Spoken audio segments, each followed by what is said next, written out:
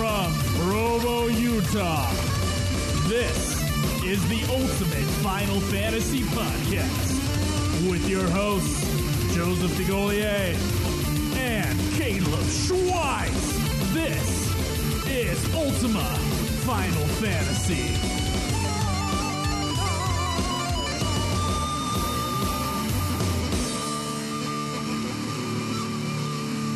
Welcome to another episode of Ultima Final Fantasy, the Ultimate Final Fantasy Podcast. I am your host, Joseph DeGolier. And I am Kaleb. Brevity is the soul of wit. Sure.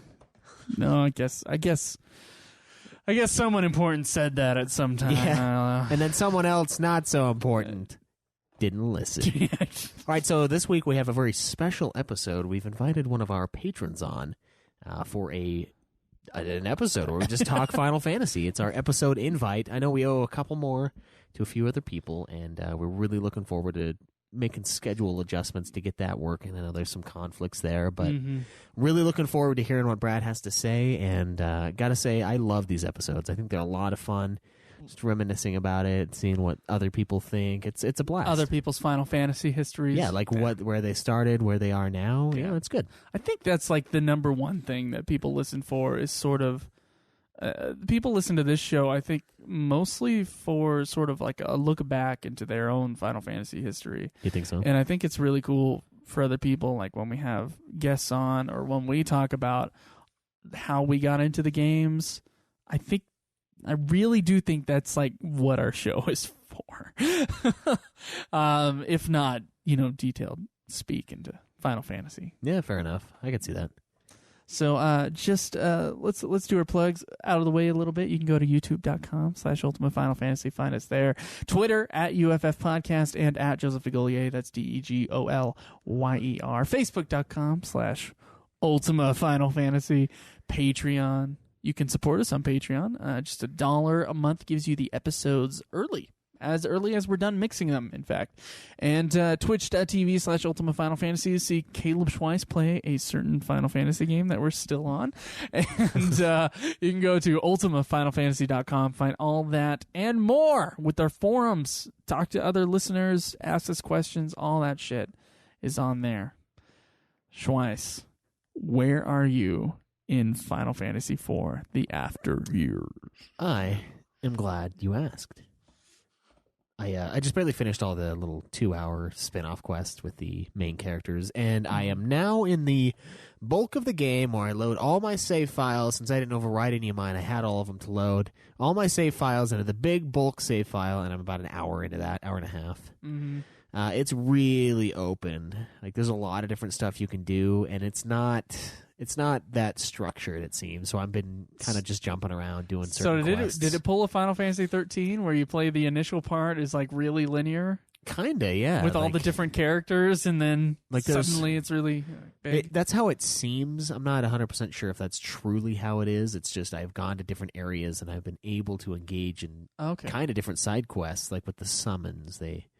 Obviously they're coming down to the planet again, and they're wreaking havoc, and I can just go do that stuff. Okay. It's really weird. Like there's no actual this and then this and then this linearity to it.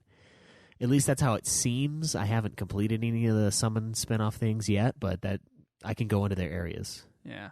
So what about you? Where are you in the After Years? I'm on Porum's quest right now. Palom or Porum? Porum, I think. Is it the girl? It's the girl. It's Porum. Okay. I'm on Porum's quest right now, and it is, I didn't prepare that well before leaving the city, and so I'm having some real troubles on the squid boss. And so, I may have to restart, that quest, and it's kind of pissing me off. I remember I looked at the clock. I think it was like, I've had 6 hours of gameplay and I've only gotten done with one of these, and it was Edge's Tale. And I had different issues on Edge's Tale that I don't want to get into. I just don't want to get into it. Yeah, it was pretty I harsh. will though. Okay. All right. So this is what happens in Edge's Tale. You have your like ninja guys, and you all have different missions to go on, and your ninjas go off on their missions. Now, and then you do all the ninja missions first before returning back to Edge. Yeah. Now, the ninjas, they can die. Right. And when they die, it's not a game over. The game just goes on. So you go on to the next thing. But then when you're back in Edge's tail... Oh, yeah, that's what you were telling me, yeah. When you're back in Edge's tail, there are certain instances in which you are fighting some pre-planned battles, not quite boss fights, but pretty tough enemies. Yeah. That if you step on a certain tile, or when you step on a certain tile, you fight them.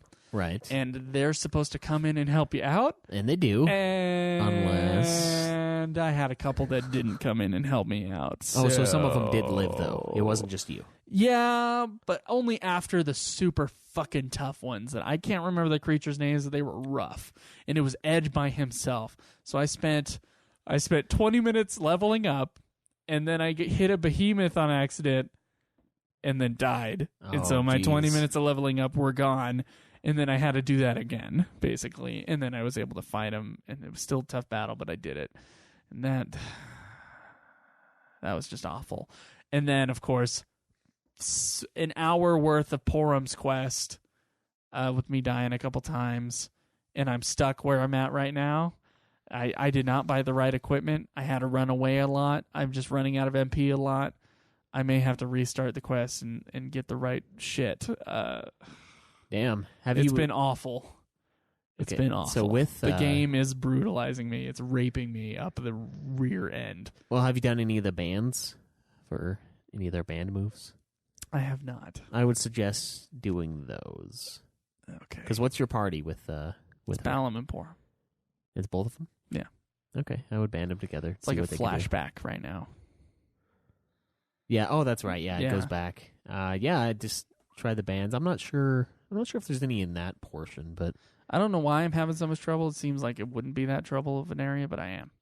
And I just did not prepare well before leaving the castle, and I got through the first dungeon, used up all my shit, and then I'm out of shit. So either I run away from everything, go back to the castle with no gil, and then just like press my luck on the main map with just regular attacking. Hopefully I get enough gil, go back, get a tent or some shit. Right. For 100 gil. Well, it's also tough because when you I restart and then I just buy tents instead of what I did buy, which was potions, which was dumb for that section. Yeah, the trouble with tents, though, it's almost a double-edged sword in after years because you advance a moon phase whenever you use a tent. That's true. So if you're using the uber That's black true, but magic, I need the fucking MP.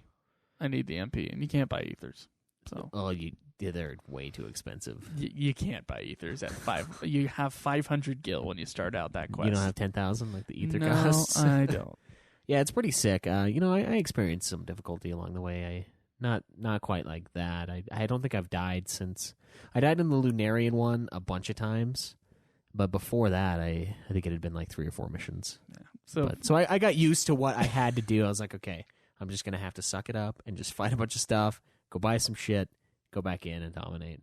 But I don't know. It sounds like you might want to just restart because you'll be out of gil by the time you get there. Because when you run away, you lose. When you run gil. away, you lose gil, and it's awful, dude. It's like a couple hundred sometimes. Yeah. It's like, oh, geez, that took me forever to get. I'm playing the game wrong at this point, so I may restart or I may just walk back to the castle. All right. And if I walk back to the castle, my characters are only going to be stronger for it. So I'm kind of like, well, if you can make it, because they're leveled up more than they were, it'll only help.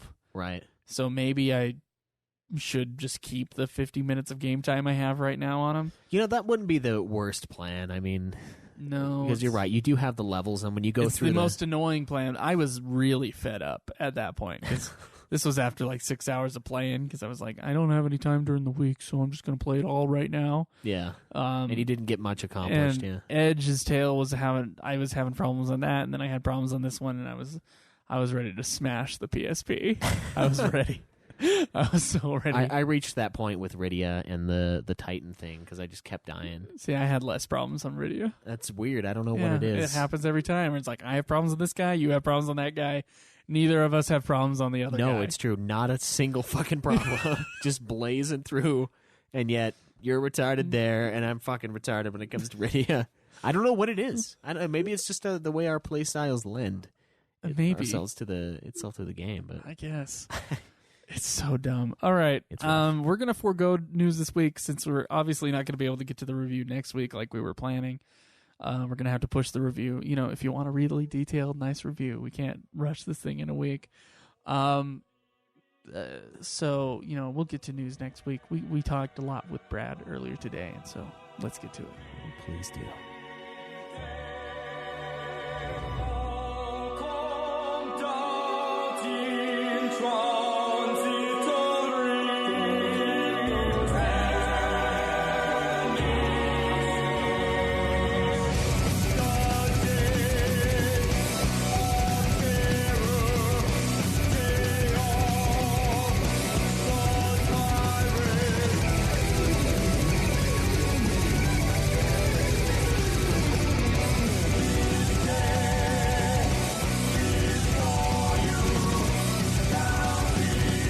Okay, everybody, we are here with Brad. Say hi, Brad. Hello. Hello. Hey, Brad, where are you from? I'm in Florida. You're in Florida? Oh, nice. Yeah. What part? Yes, I am. Yeah, what part of Florida? I said Tampa Bay area. as Tampa if I Bay. didn't mail you something recently.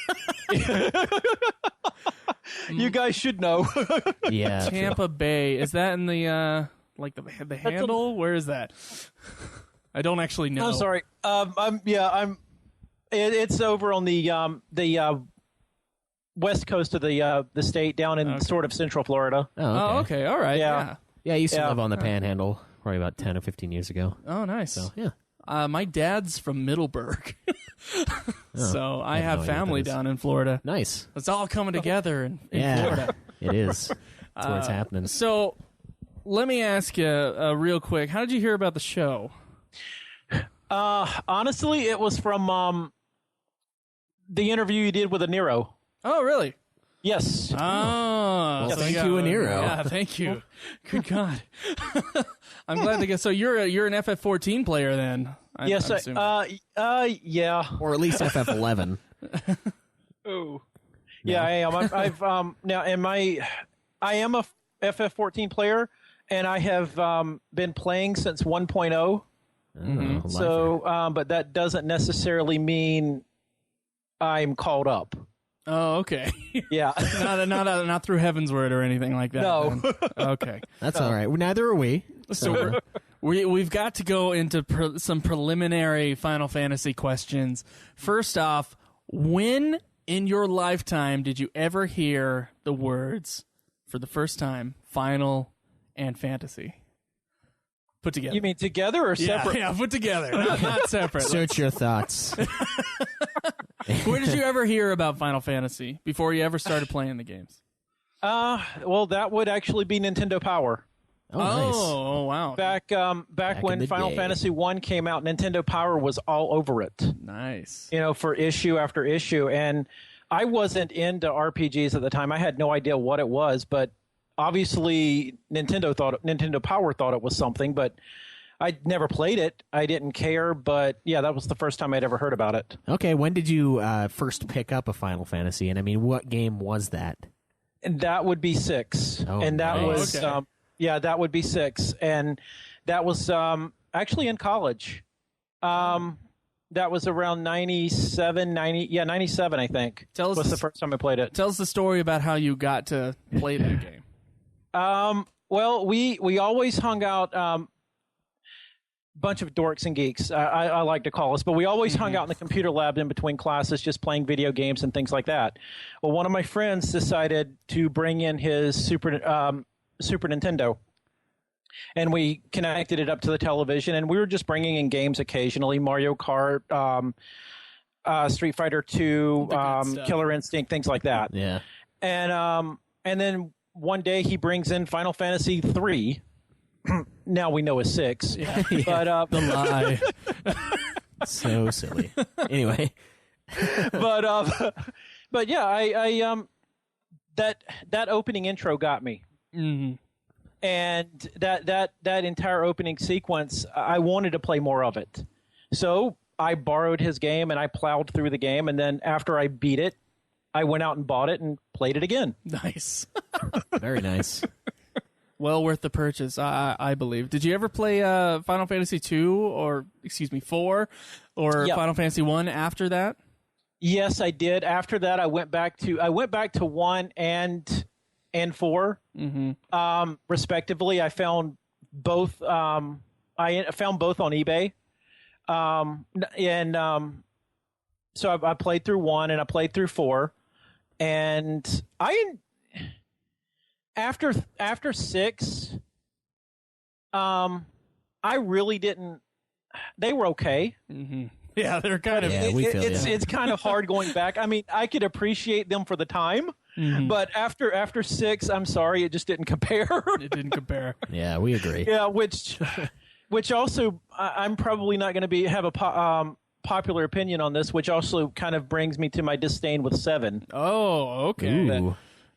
Because I thought 7 was sort of a step backwards after playing 6, and it's mainly just because of the. You guys don't mind if I talk about this, do you? No, about 7. No, okay. Go off. No, 7. I was a Nintendo fanboy, hardcore, and I after Final Fantasy VI, I'd started buying Square games, Chrono Trigger, Super Mario RPG, that sort of thing, and so 7 comes out on the PlayStation, and everybody had heard the rumors about what happened between Nintendo and Sony over the CD system and that sort of thing. Right. And I did not buy a PlayStation as a hardcore Nintendo fanboy at the time, out of protest, and I was angry with Square for putting Final Fantasy VII strictly on the PlayStation, and I actually thought it was a step backwards after playing things like Mario 64 and where I think that, to me, that was the revolution of 3D. Yeah, they utilized it a lot better. Exactly. And I thought it was just sort of a step backwards because of the way it was done. Yeah, I think technically the 64 is a better system. It did come out like 2 years after the PlayStation. True, but I think it does have more power. So yeah, you got more processing power. That extra spot where you can throw in another RAM chip too, I believe. Yeah, there's definitely some. There's a want for better in-game graphics, I think, with FF7. A big thing with that was, of course, the pre-rendered stuff. But so what let you down about it? I mean, I know you were protesting 7 from the start for good reasons, because there was that big falling out with Nintendo where they're like, screw you guys, we want to go disc. We're tired of this old cartridge shit. Like, when you played it, when you finally brought yourself to play it, I mean, what did you besides the look? Yeah, obviously the look. But. Well, don't get me wrong. I actually enjoyed when I finally played it and I did beat it. I enjoyed the story. Okay. And I thought I enjoyed the story, and I liked Sephiroth as a villain. But other than that, it just had no replay. I haven't played it that much since. I've tried, and really? Midgar actually gets me. I can't go through Midgar. Midgar is kind of a slog on the replays. Yeah. Oh yeah, I agree. I get bogged down and I stop. I mean, the game is beautiful once you get out of there, but I get bogged down and I can't go any further. So what other Final Fantasies? So you played 6, then you went back to 1 and 4. Eventually you played 7. Yep. Tell us about the rest of the series. What other experience have you had? All right, I have played them. I have played them all. Mm-hmm. The only ones I have not completed are 12 and 13. Of course. You and half of the rest of the world? And 12 is only because I did buy 12. I bought it when it came out, but the only reason I never completed it was I was big in WoW at the time. Okay. See, reason. And WoW took over everything. And then 13, well... All right. Yeah, but you hold a popular opinion, yes. 13 is kind of a downer for a lot of people. Yeah. But after I played 1 and 4 after 6, and then I played 7. I actually bought 7 for the PC. I didn't on a PlayStation at the time. I bought 7 for the PC when it came out. Okay, so you were still on protest. That's good. You were sticking to your guns. That's important. And so I played 7 on the PC, and I that's when I enjoyed it and I loved it. And then after 7, I wanted around when 7 came out, that's when all of the U.S. found out that we weren't getting all of the games. Right. Yeah. And so I wanted to find out what was the real 2, 3, and 5. Mm-hmm. And so I found a way to play 2, 3, and 5. And let's just say Butts is forever Butts in my mind. Yeah, he is in my mind too. Yeah. I feel you. That emulator, really, the fan translation, it's all over the butts. It's all over the butts. Isn't that the one where Sid is flipping someone off too as he's That's falling? in the FF4 fan translation. Oh, is that what it is? Yeah. Okay, that's amazing. But anyway, sorry. But but I played those, and I never could get into 2 and 3, and I really think that's just because of the going backwards thing. Yeah. But I loved 5. I absolutely loved 5, and though I did beat all 3 of those, but I loved 5, and then I went, and then after that I played 8. Still not owning a PlayStation. I played it at a friend's house, but I played 8 when that came out and completed it. Joe story there. And just a side note, it was the game Xenogears that actually got me to buying a PlayStation. Oh, really? Nice. Yes. So the almost FF7 Yeah. game. It's like, what could it have been? What is it? Well, so you borrowed the FF8, and then was it right after that you got Xenogears and decided to do PlayStation? He bought Xenogears, and I played Xenogears, and that's when I decided, okay, I want a PlayStation. Yeah, I've never played Xenogears, but I really want to. And it's late. It's going to be in our playthrough, but it's late down the road. Yeah. And I'm excited for that one. So I'm assuming you're a big fan of Xenogears then. Absolutely, but that's one I can't go back and play anymore, and that's only because it's really dated. Yeah, you want to leave it as a pure thing in your mind, and it's because of the way the controls were done with the camera rotations. The L1 and R1 rotate the camera as opposed to the right analog stick. Okay. And so, it's just the way the camera controls were done at the time. I'm not used to that anymore, and so it's ugly to look at now. Very pixelated and grainy, and it's just ugly to look at. I want to leave it exactly. I want to leave it as the pure thing in my mind. yeah, nothing wrong with that. What'd you think of FF8 when you first played that one? It was better than 13. I have 8 on my. I have 8 really low on my rankings. Okay. Good. Was not a fan of 8, and it wasn't. I mean, I don't know. Maybe I would have enjoyed 8 better had I figured out that you're not supposed to level. Oh yeah. Oh. It's almost like tactics. You can level if you know what you're doing, but if you don't know what you're doing, don't level up. If you don't know about those draw points, you are fucked. Oh god. But yeah, it's 8. Even now, going back and playing 8, it's I kind of agree with other sentiments on 8. Lack of story, lack of character. Just 8 was just meh. Yeah. Did you ever play 9? Yes, I did, and in fact, 9 was the first one was the first Final Fantasy that I bought, on release date. Oh, nice. really? Yes, because that came out after I owned a PlayStation, and so that was the first one I bought on release, and I was excited. And I actually I enjoy 9 a lot, actually. It has been so long since I've played it. I heard your guys' review. We won't talk about your review. Hey now. No, I heard your guys' review, and I don't remember how slow the battle system was, because I haven't played it since the PlayStation days. But I do have fond memories of it, and I absolutely loved it at the time. In fact, I think that was the first one that I truly beat to completion. All the side quests. Well, what was there? I mean, I completely beat it to completion.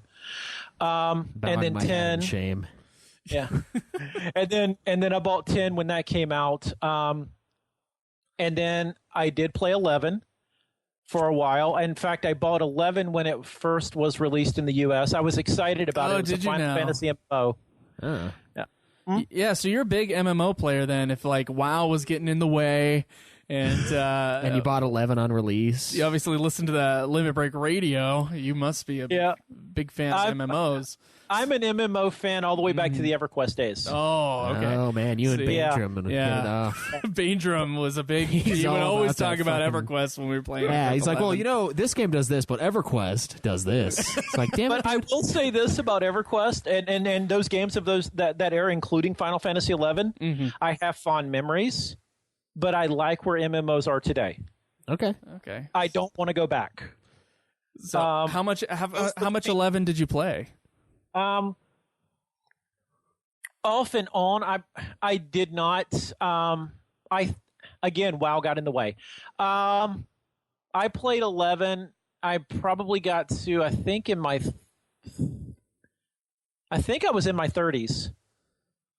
Oh, okay. When I quit leveling, somewhere level 30. Oh, I thought you were No, sorry, leveling. By the end, I started off. Yeah. But no, I played 11 for a few years until WoW came out. So that was about till I think I was and I was still playing it after WoW came out a little bit. I realized that I didn't have it in the budget to play multiple MMOs. I don't think anybody does. Yeah. But I played 11 a little bit, and then I kept coming back to it because 11 always had this place. This special place with me. I love the idea of the Final Fantasy MMO, and so I kept trying to come back to it, even though I just couldn't get back into it. Yeah, it just kept burning you. Yeah. I got to backtrack a bit. You said you played 10 on release. Is that correct? Yes. Okay, so as a Final, now I'm a younger Final Fantasy player, so like my first Final Fantasy, although it was FF8, like first one I got on release was FF13. That's when I was like in. So it was pretty late down the road, and I was already used to Final Fantasy, like having a fully voiced cast and all this other stuff. Yeah. What was it like as someone who'd been with the series since FF6, basically? What was it like the jump to Final Fantasy X? You mean as far as the voice acting and all that, the voiceovers and all of that? Yeah. It was a relief that you didn't have to read that much anymore. Mm-hmm. You could actually enjoy the game and experience without having to read it. I'm not one that don't I enjoy foreign films and things like that, but I'm not one that likes to sit there and read while I'm watching something. Thank you, God. That's what I said too. I'm like, I can't handle this many Japanese movies in a row because like I there's so many things that go on in the scene, and when I'm like quickly looking down to read the fucking dialogue, I might miss something. It's like stress with the foreign movies. Yeah. Okay. I feel you. I gotta say I was feeling it because we played all the games in a row, and FF9 has a lot of text. I swear it has like a third more text than FF8 did before it, and FF8 had more than 7 has before triple it. the story. It just has so much text in FF9 that FF10 is a relief. Yeah. When you're playing them in order like that. So did you like FF10? I did, and by the way, just sort of a side note, I don't know where you're going to like Xenogears if you think FF9 has a lot of text. Oh, okay. That's joy. Thanks for that heads up. Yeah. But no, I enjoyed 10. I apparently don't have the popular opinion. I enjoyed Blitzball once I got the hang of it. Oh, see, now Schweiss enjoys Blitzball, so that's not true. Yeah. It's all right. Yeah. It's very exploitable. I mean, you can do what you want with it. Once you get the hang of it. Now, the first time when you have to do that Blitzball segment in the storyline, right when you first got Luca. The first time I did that on my first playthrough, I absolutely hated Blitzball, and I just wanted it to be over. Just to continue with the story, but once you get the hang of it, once you actually start playing it, and maybe this isn't a compliment, maybe this is a backhanded insult, but once you start playing it, it's sort of, I started to enjoy it. You seem to like to torture yourself a lot with the FF11 and the EverQuest and the Blitzball. Friggin' masochist here. No, I feel you though. It like has a cool little sportsy element to it, but it's not a real sport, so you're not like totally dedicated to watching all these games on TV. And it has cool elements to it, but I mean, it is very exploitable, and that's Yeah, it is. That's the only thing is it starts to get boring because it's very exploitable, and you get to the point to where you're just never losing. Yeah, like you can get like full court shots with Brother, like no bars. Yep. Hold, exactly every time, just 40 goals a game, just fucking crushing. It's sick. So after FF11, you got into WoW, and so you didn't finish FF12. Have you still not finished it to this day? Yeah, still not finished it to this day. Dang. Yeah. I would replay it. I don't have a PlayStation 2 anymore, and I would replay it if it were released on something else. I would too. PS4 ports. Yeah. Square. So, okay, so how much of 13 have you come across then? Maybe the first few hours or so of it. I got past the part where what's her face, Sarah, where they find her encased in the crystal. Oh, so very early on. So okay. like 3 hours. Very, very early on. What made you? What turned you away from 13? Do you have a PS3 or did you have a PS3? Yeah, I did. I had a PS3, and so you could have played it. So what? Yeah, what turned you away from it? Yeah, and I kept trying. This is another one I kept trying to go back to, thinking I would like it. So I bought it on the PS3, and I also bought it on the Xbox 360. And I never could get into it. And what turned me away, it was definitely it wasn't so much the action. I actually enjoy the way RPGs are going with more of the getting away from the turn-based stuff. Yeah, a little quicker. It was mainly the difficulty, really. Oh, really? Okay. It was to the point where I was like, it just wasn't fun. It wasn't that it was hard at that point. I was getting through it. I mean, thank you for giving us a retry. But oh, thank God. Yeah. But it was like I wasn't enjoying it. It wasn't fun. And to me, a game is supposed to be fun. If I'm not having fun, I don't want to have anything to do with it. I don't want to bash my head against the wall. Yeah, fair enough. So what made you get into 14? Because obviously you play that. Yeah, and I mean, you gave up 11 for WoW, and 14 is, 1.0 is largely considered 11, 2, so to speak, because it looks very similar. At the time. Yeah. At the time, I had already gotten out of WoW. I got out of WoW after the first expansion came out. Oh, okay. Because I got burned out of WoW. I thought it was stupid at that point. I actually thought it had lost something after that. So I stopped playing WoW, and I haven't gone back to this day. But when 14 was announced, I was excited because I did enjoy 11, and I like MMOs, and I'm like, all right, another Final Fantasy MMO. So I played 1.0 a little bit as time would allow, but the problems with 1.0, it wasn't fun, just like everyone says, but life started getting in the way, and I didn't have time for it. But I kept the subscription going.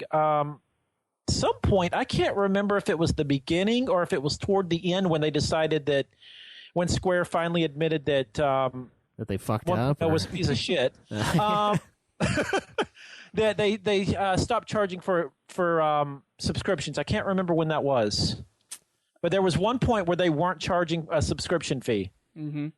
And it may have been toward the end or it may have been in the beginning. I can't remember. But anyway, I kept the subscription going. And so technically I am a legacy player. Nice. Oh, nice.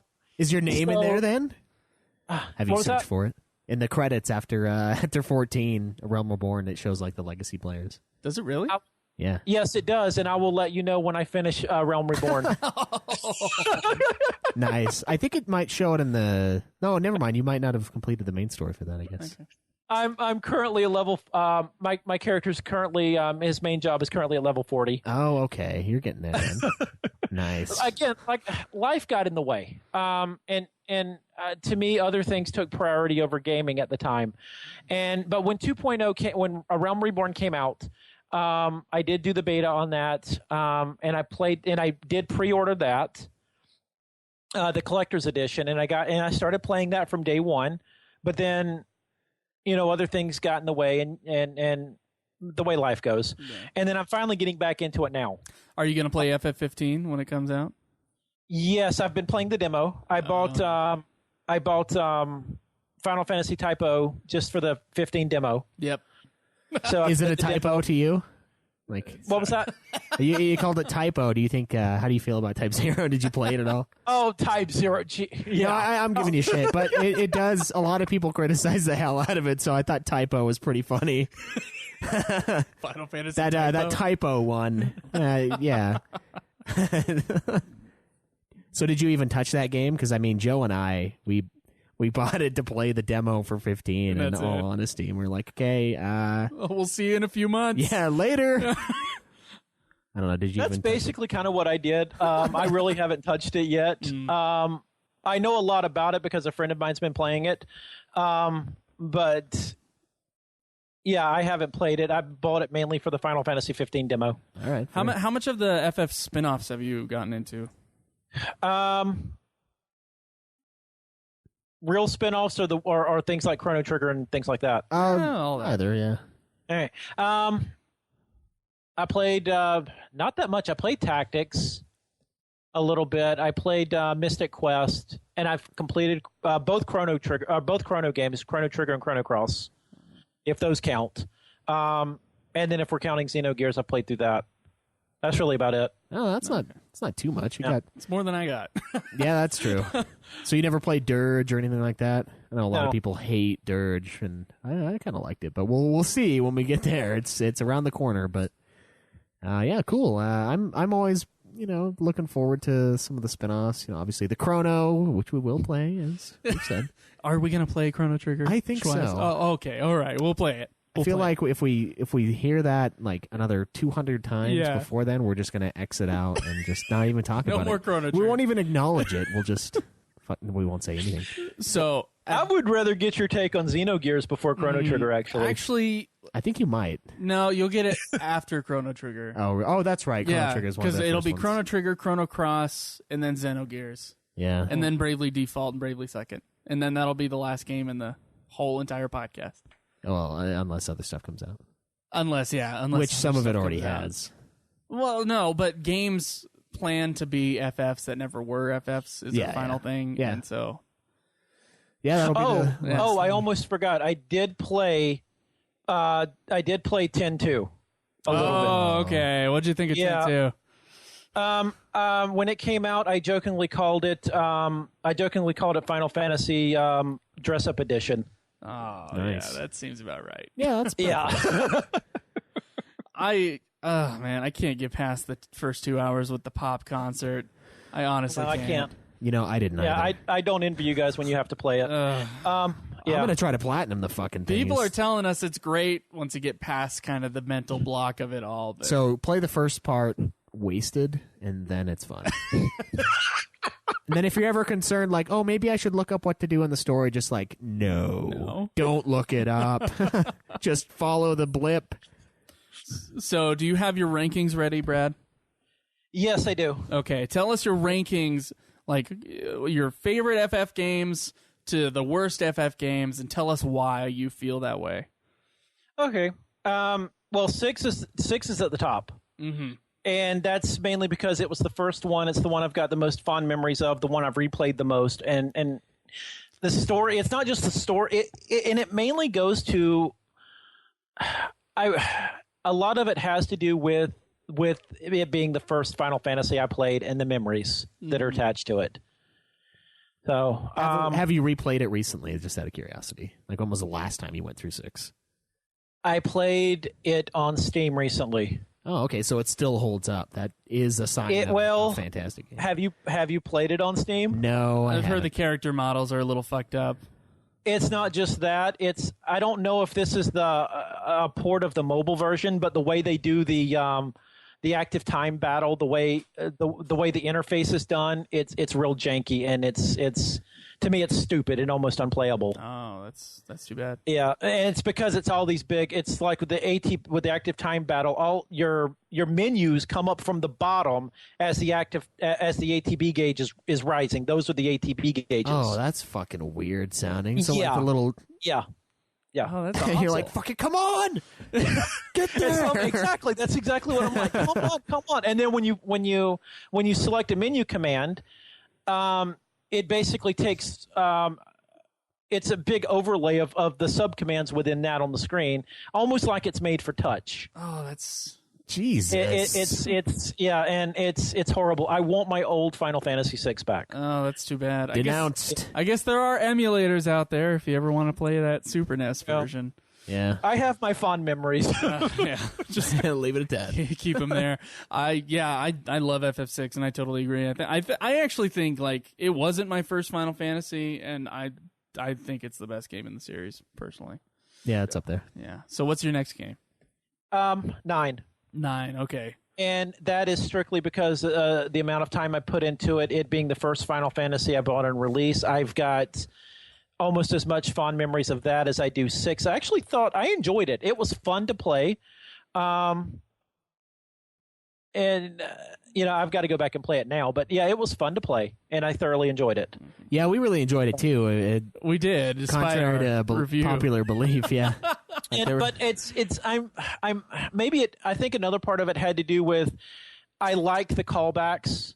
It was basically a true fan service game. Yeah, that's kind of In every respect. the hard thing I have with people that say 9 is the best. It's almost like saying the new Star Wars movie is the best. It's only because it has all the callbacks. Yeah, it's only that good because of what came before it, which it's not necessarily the case with 9. 9 is great in its own respect, but there's so many callbacks and that's what people love about it, so it's tough for me to be like, well, I think it's a good game on its own. Oh yeah, it is. Despite its callbacks. The whole VV subplot. Yeah, fantastic. And that's another thing. I've still got I don't know if anybody listening remembers, but when Play Online or before Final Fantasy XI was released in the US, Square released the Play Online service, which basically had like walkthroughs for Final Fantasy IV and 9 and sort of like hints and things like that, which I never used, but I signed up for the service. And when you signed up for the service, you actually got a VV plushie. Oh, really? Nice. And I have still got my VV plushie to this day. I would like a VV plushie. I would like one. Like, people are always talking about, like, what action figures do you have? I'm like, none. Yeah. But, a VV plushie would be awesome, actually. That sounds sweet. I'd put that on a bookshelf. That's exactly where it is. Yep, there you go. That's where all plushies go. And then after 9 was 5. Yeah, great game. 5 again, and it was fun to play. Yeah, it's just a great game. It was just a great game all around, and it was so customizable. Oh yeah. And then it was completely. I mean, it was just fun all the way around. And then after that is 10. Okay, so that's up there. It's solid. Yep. And then I've got 14 after 10. Really? And I enjoy 14. I have fun playing it. But the reason it's sort of middle of the road is because of the story is lacking. Oh yeah, we agree there. Yeah. I mean, I'm at what is it? I'm getting ready to do Cutter's Cry, and I'm still trying to figure out what the main story is. Yeah, it's like, I don't know. It's all over the map. It is, and then it's almost like with 12 where there's like so much potential, so many things that could happen, and you're just getting like a little top skim, like skimming the cream off the top, and you're like, fuck. Yep. There seems like there could be so much more. Yeah, but yeah. Yep. Not Cutter's Cry. Stone Vigil. Stone Vigil. Okay. Yeah. I That think one's you're fun. getting pretty near the end of the original 14. Yeah, you're getting close. Yeah, I am. Or A 50, Realm Reborn. level 50 is the end, so. Oh, is it? Yeah, Okay. that's when the... Yeah. So. Yeah, you're pretty close there. Oh, I'm close. Only 10 levels ago. Yeah. I guess Well, And then after those four- are the slow levels. Let's yeah. be clear. Those are the ones where you have to grind. There's not enough story to just keep you along. Unfortunately. As I've discovered, I remember you guys talking about that on the review and on the podcast, and as I have discovered, the story keeps frequently out leveling me. Doing side quests and doing fates and other things, the story keeps out leveling me. Yeah, it's tough. I mean, you got to do a lot of extra stuff every day. Do your friggin' dailies. Don't fuck around. Don't let it roll over. Just get it done. So what's under 14? 7. 7. Oh, yeah. Yep, forgot about 7. Yeah, that's pretty low. Is it just the disappointment factor, or? Well, It has no replayability, not much replayability to me. Okay. The next games after 14, the rest of these games, I can't go back and replay. Okay. Damn. And which you can probably guess what my opinion of the 7 remake is because of that. Oh, we'll get into that later. Probably not good, but we'll get into it later. Yeah. Yeah. But after 7 is 4. Mm-hmm. And 4 was fun at the time. I completed it. And I agree with you guys. The story, once everybody started coming back from the dead, I'm like, okay, what was the point? Yeah, it just cheapened what was amazing. And it's just like, now we piss all over. I actually thought they had done something really cool and innovative, killing these characters off. And then when they all start coming back, that's when you realize, oh, them killing the characters off was their way of not knowing how to have multiple characters and have you change out characters within, party members and things like that. Yeah, kind of. That was basically that to me was their reasoning. And if they would have waited till after years to bring him back, I would have been totally fine with it. Yeah, I would have been fine. I would have been like, oh, that's cool. They brought him back. I don't think they had a plan of after years at the time. Let's Probably be clear. not. The false sacrifices were a problem in that game, and we of course talked about that on our FF4 review. Great detail. In FF2 though, they have characters sacrificed and they die. They stay dead. They just died. Joseph, and it works. R.I.P. It works when it's done right. It works, but the problem, and this kind of goes back to 14 as well. They pull the trigger, then they come back from it. They don't stick to certain things. Yeah. And they sort of reverse themselves. But anyway, after 4 is 11. I had a lot of fun in 11. Yeah, I had a lot of fun in 11. I wouldn't want to go back, but I understand your pain when you were playing through it. Yeah, ready to quit. I don't think I would never want to restart with a new character. That sounds like hell. Well, imagine how easy it would be now, though. Now that we know what we're doing, still wouldn't want to necessarily. Still wouldn't want to go through all the same stuff. We could if we had to.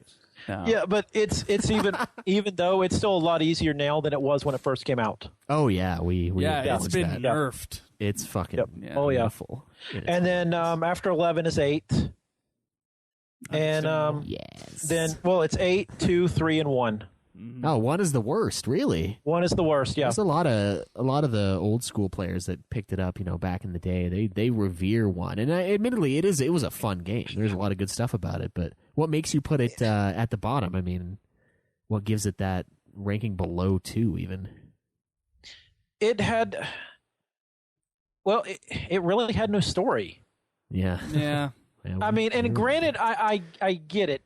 RPGs back then really didn't have that much of a story. I played, the Dragon Warrior games back in the day, or Dragon Warrior 1. I did play that one back when it first came out. And so, RPGs back then didn't really have much of a story. And Final Fantasy I had a better story than Dragon Warrior, but it just doesn't have a story. Yeah, I feel you. And it's almost stressful, especially for us going back to those kind of games, because there isn't a story. There's stuff that's driving it along. You know what needs to be done, objectively. Sort of. Right. Well, you're supposed to fight the guy, and but you don't know how to get to the guy. I'm just glad. I'm glad the internet exists now. Oh yeah, thank God for guides.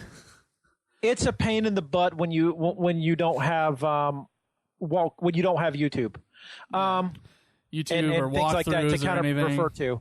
Yeah, and the internet the way it is today to refer to. It's a pain in the butt. And then to me, the ending of the game sort of came out of nowhere. Yeah, we felt that way too. I think with the time plot, they threw it in at the last second. Yeah. They're like, and then this, and then you disrupt it. It's like, oh, good job. Okay. He was sort of having eternal life. Yeah. I guess. Yeah. So, I feel like So, what does Final Fantasy mean to you? What we know your rankings now. Like, what brings you coming? I mean, you've obviously played at least all the games, right? What makes it? What makes you come back to Final Fantasy? Yeah, and find podcasts and just keep messing around. I mean, what drives your Final Fantasy need? I gotta say, I'm a fan. I mean, it's the story. I think a lot of it has to do with I got hooked in the middle in the middle days when the games were popping and the games were really good and explosive. And I keep coming back wanting. Oh my! Okay, I'm about to make an analogy here, which would actually fit in perfect with some of the things you guys refer with the podcast. It's about like your No, I won't go there. No. Go ahead. Go ahead. Wherever you were going, go ahead. Yeah, we're tough-skinned. Oh God, I don't want to go there now.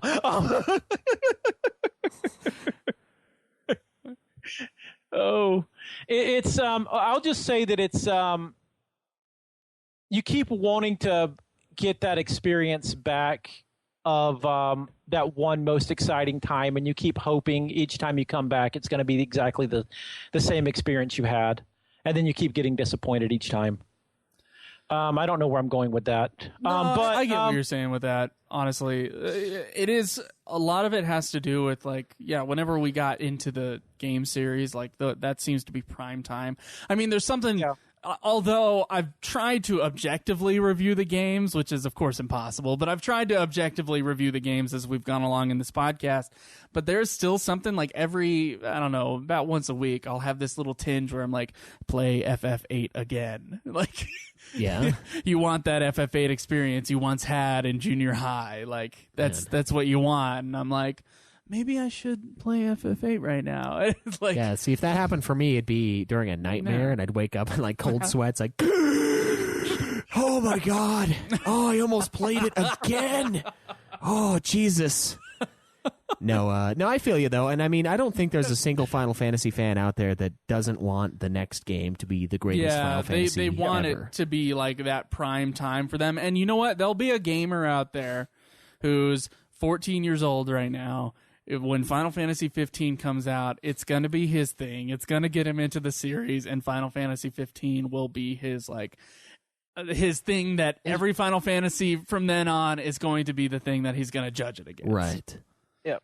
Yeah. I hope so. I mean, with 15, I'm looking forward to it. I'm going to play it. I'm going to buy it when it comes out.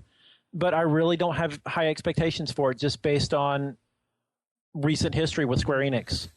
Yeah, they've had some new management changes and stuff like that. Yeah. So hopefully that helps out. I like. Do you like the demo? I like it.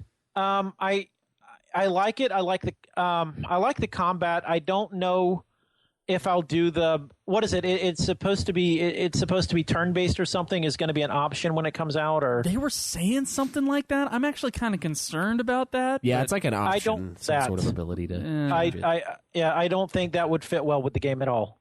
Yeah, I mean, how versed are you in more westernized RPGs? I mean, because that one, it seems like a cross played between. WoW, looks like. Yeah, but that's an MMO. It's a little different. Like, have you played Skyrim, anything like that? Because that's what 15 feels like. I've played the Elder Scrolls games. Well, starting with Morrowind. I played Morrowind, and I played what was 4? I can't remember Oblivion. what 4 was. Oblivion. Yeah. Thank you. And I played Skyrim. I played going back. I played the Dragon Age games. Oh, okay. So yeah, I mean, how do you feel? And Baldur's Gate and things like that. It almost feels like 15 is like a mix between Final Fantasy and I see Final Fantasy, Skyrim, and Kingdom Hearts. Oh yeah, probably Kingdom Hearts and Skyrim. Kingdom Hearts a lot of influence in that game. Yeah. Which I don't know. That doesn't necessarily mean it's going to be a bad thing, but it's almost a weird hybrid, and I don't know. I don't know how it's going to work. It's just going in a completely new direction. Some of it's a little clunky right now. Obviously, they got a lot of feedback. Hopefully, they switch it up. It's a switch up time, just like FF4 was a switch up time, just like FF7 was a switch up time, and just like FF10 was a switch up time. So if they do it right, this may be the new standard. It could be, yeah. If they do it right, I mean, it could be a gigantic failure. Yeah, if it goes like 8 mode. Critically, I don't think it'll be commercial failure at all. Oh, I doubt that. Yeah, but it might be critically a failure. Like FF13, I think is to the players often seen as a failure. It has the potential to go that direction. And see, I don't see 13 as a failure. I didn't find it enjoyable or fun. Some people enjoy it. I don't see it as a failure. I just hate it. It just wasn't my cup of tea. Yeah. Well, when we were talking about how Final Fantasy 15 might become like there's some player out there, and there's going to be a few out there where Final Fantasy 15 is going to be their Final Fantasy game. Right.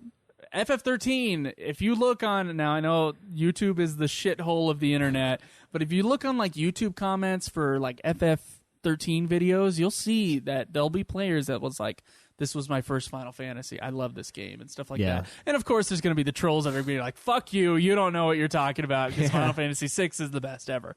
But no, 13 is that way to a lot of players. And I think 15, I don't doubt at all that 15 is going to be the exact same way. Just like the MMOs, I think to some people are going to be the thing that bring them into the series. Yeah. Well, sometimes they exclusively. I'll tell you, I think what a lot of people's biggest, or at least my biggest hang up with 13 was, and is the fact that it truly felt linear. Mm-hmm. Now, it's not the first Final Fantasy game to be linear. They've all pretty much always been linear. Pretty much, except for like 1. Yeah. Well, even 1, it was still sort of pointing you and directing you in this direction, in that direction. Yeah. Sort of. I mean, sort of. But 4 came out. That's when it actually started becoming true linear and trying to tell a story. But they've, for the most part, they've all, since at least 4, they've all pretty much been linear. But it's never felt that way. It's always felt like it was an open world. Yeah, that false until sense of 13 came out. linearity. 13, it was just like, okay, I'm going down this hallway, now that hallway, this one long hallway. Ooh, tiny hallway to the left, out, over. Yeah. Back to the big hallway. Yeah, and that's how it felt. It felt, okay, I'm just going. We've got tunnel vision and we're going. Fucking horse blinders, baby. I do have to say, and I know it's tough to get through, but it's you just get through the first 25 hours, you're going to be fine. Oh, yeah, that's all. Just the first two-thirds. You'll be fine. I know after it's that. the length of an older FF game, but it's only halfway in this one. Yeah, that's depending on your play style, I guess. All right, so do you want to play some Stump the Host, Brad? Sure. All right, so I've got 5 trivia questions here, and I don't know if Joe will know them, but I don't know. we will find out. I have not looked at the paper. No, yeah, I kept the paper separate. I filled it out on my own volition, and Joe has not seen these. So who gets the first question? So if one of us can't answer the question or answers the question wrong, the other person gets an opportunity to steal the point. Right. So And, let Brad go first.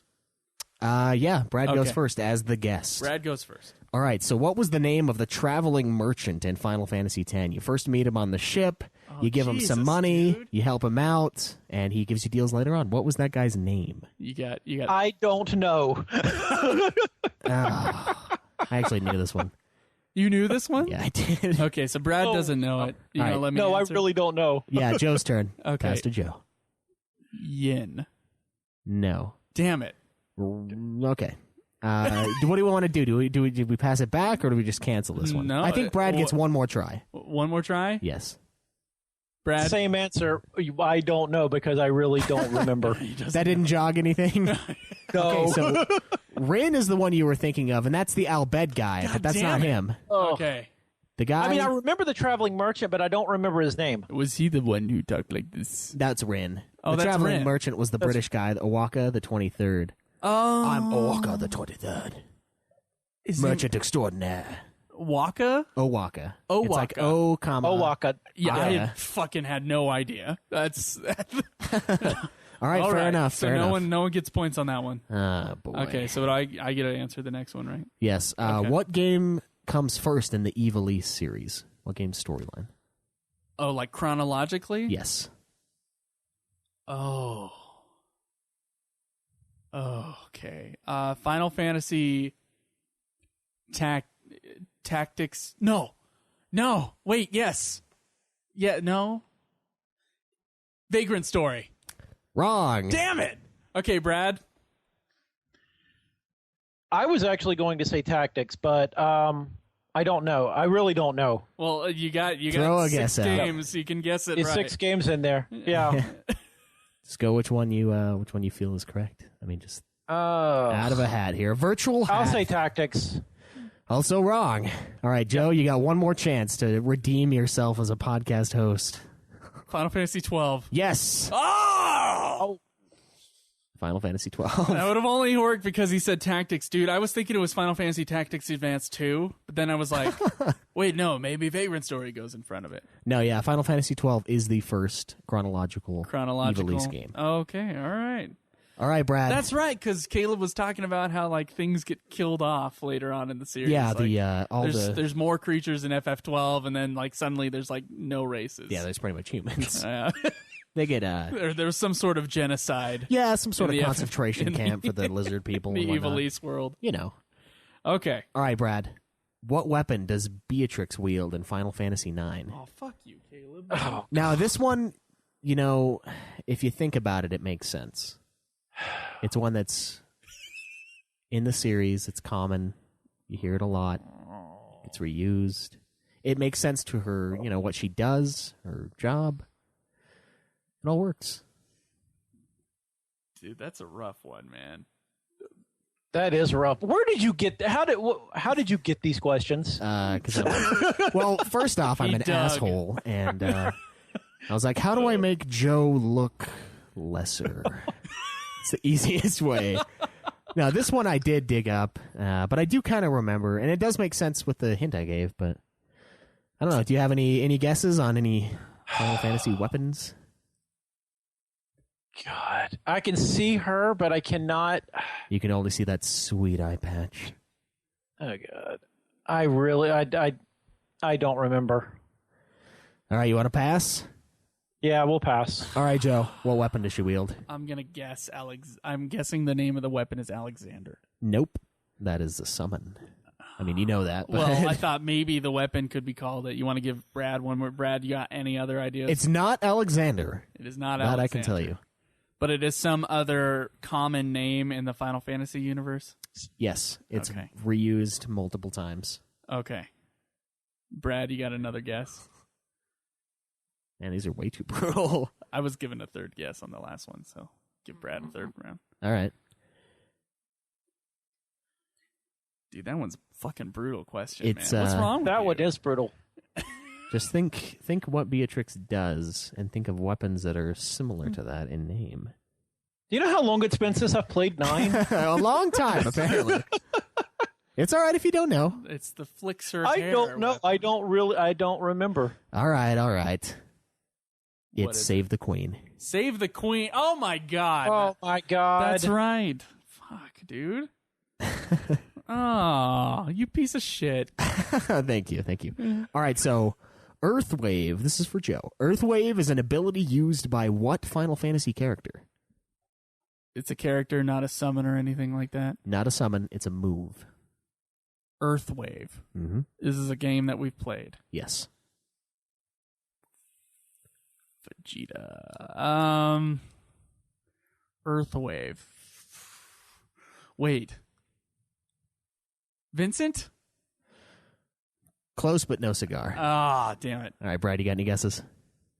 Well, Vincent being close. Brad, you're sounding like a robot. I don't know what you changed. The PC's busted, so I'm using the Mac, and Okay. Skype on the Mac has a weird glitch that after a while you start sounding like a robot until you unplug and plug your headset back in. Okay. Fucking All right. Max. Well, we're back in. So, what's your guess? I don't even remember the question. Earthwave. Earthwave is an ability used by what Final Fantasy character? Well, Final Fantasy character. Well, when you said Vincent, and you said close but no cigar. You fuck. Looking to tie things up here. That means it's got to be a Final Fantasy VII character Or another vampire. Could be said, yeah. or another vampire. Yeah. Go ahead, Brad. What you got? This is totally wrong, but I'm going to say Barrett. Nope. Joe gets one more try. Red 13. Yes. Yes! Oh. Oh, man. I was thinking like a dark, brooding but there's like a million dark, brooding characters in FF7, so that was a random guess. Yeah, true. Yeah, I don't think it was Cloud. I think I would have remembered if the mood was a Cloud move. So Yeah, it's that one was a little obscure. yeah, But most of his are really based on like Cosmo, and they have like things that you could definitely tell it's Reds. But that one, I was like, I could see that being a trip up. Okay. All right, Brad. Even though you're down 2-0 and you won't be able to come back, you could still. I'm doing really good, aren't I? Oh yeah, you're tearing it up. How many questions we got left? One. Oh, we just got the one question. Yeah. All right. So, what Final Fantasy movie was released in North America before the game it was based off of? This one is easy. That is easy. That's going to be the one based on 5, Legend of the Crystals. Yes, correct. Which, by the way, I still have on VHS. Oh, nice. Yeah. Really? Yes. Awesome. We had to watch it on Someone else YouTube. in the forum was talking about that. I think it was Chocobo Chica had him on VHS, and I was like, "Where are they getting this thing?" I don't guess know. back in the day. Yeah, they were like, ooh, Final Fantasy Horde. See, back in the day, we had things called video stores where you could actually go and buy movies. Yeah, Oh. yeah. Video store? Not online. That was, and you could actually, and that was one of the animes that was imported to the U.S. Yeah. And I picked up as soon as I found out about it. That's pretty cool, man. Yep. Well, I gotta say, I will happily accept that I won Stump the Host, 2-1, right? I got one right. Yeah, you did. You got one right. When you started talking about 5 earlier with the movie, I was like, oh, he's got this one. This is so easy. He's like, oh, yeah. I was like, man, I almost felt bad because I was like, that's going to There wouldn't be. have been another one because there's only 3 Final Fantasy movies. That's an easy That's question. the only Yeah. one that. Of all the dick questions that Yeah. you had, I got to have an easy one for. That was for you too guys. easy. That's the only Final Fantasy movie that came out that's before. not only, well, there were only 2 based on a game. yeah. Yeah, that's true. 2 out of 3. And out of those 2, that's the only one that was released in the U.S. before But the game. if you hadn't watched it, you might have just said the one based on 5 and not known it was called Legend of the Crystals. Okay. Do I get All bonus right. points for knowing the title? No, that is Oh. the answer to the question. Yeah. All right. So are we going to? We got one question for the question segment. You ready? Yeah, let's get into that. Okay.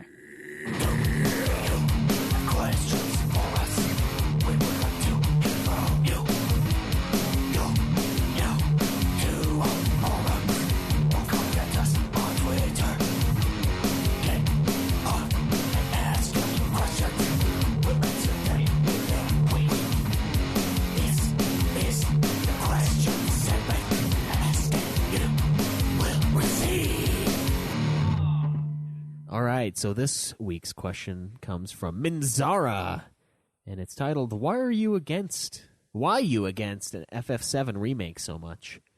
I am a huge FF7 fan. I played it 18 times. Whoa!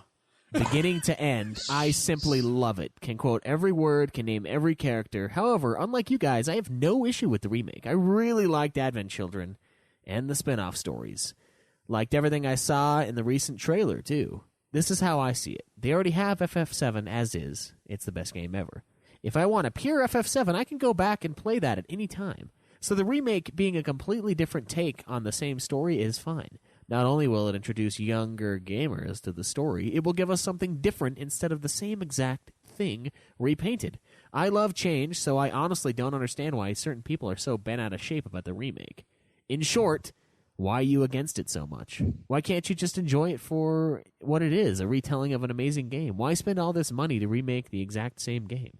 I totally agree. Why spend the money to remake the exact same game, but why not just spend the money remaking or making Final Fantasy XV?